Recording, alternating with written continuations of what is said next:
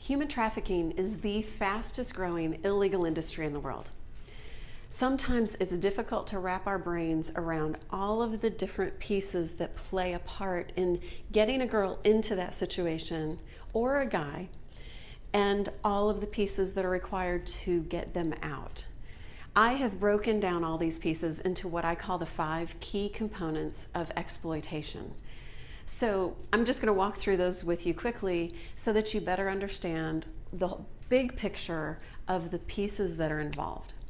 So first, and I use my hand as an illustration, so first I would say there's marginalization or vulnerabilities. So vulnerabilities is a situation where someone is in need or they have a perceived need. So this is an example of this might be extreme poverty or devaluation of the girl child or war, famine, and a perceived need might just be insecurity, something like, oh, your parents don't understand you. So you've got a situation here called vulnerability, and then you've got people. This is what I call procures and perpetrators. These are people who are experts at identifying vulnerabilities and swoop in and promise something that is the perceived need or the genuine need. So for example, if a trusted person comes along and says, I have an uncle with a restaurant in the big city and your daughter can make a really good salary working as a waitress, a vulnerable family that's having a hard time paying for food is going to think that that's a great opportunity. So there's a promise of meeting that need. Or you've got a Romeo that says, oh, to a girl who's insecure, oh, you just aren't appreciated for who you are. Your family doesn't love you the way they should. Your friends don't appreciate you. And promises something that is a perceived need or a genuine need. So you've got vulnerabilities, you've got perpetrators and procurers, and then you've got exploitation.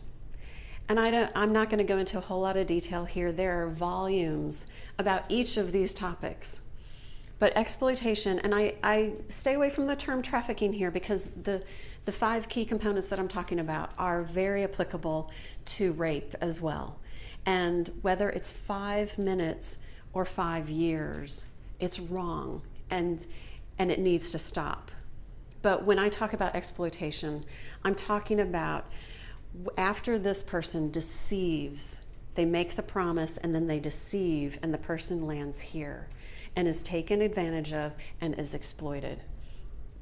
The next part is rescue and restore. And that is where this person, male or female, is rescued from this situation of exploitation and is provided a safe place that has healing and counseling and legal help to help them recover from what has happened here. And then the last part, which I feel is absolutely essential but sometimes neglected, and that is what I call return and reintegrate.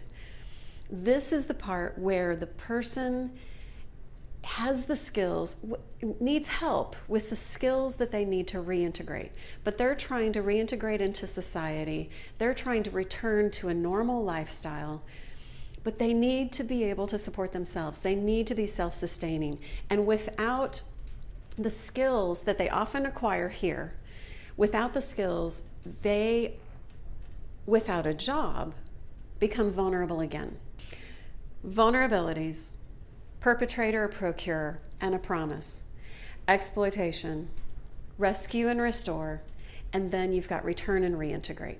So when you hear me talk about centers, we look specifically for centers that are providing life skills, job training, and dignified employment for people that are here and people that are here. So that's what I'm talking about when I say marginalized and survivors. Working with women here so that they are less vulnerable and don't end up in exploitation. Working with women who have been through exploitation as a restorative process.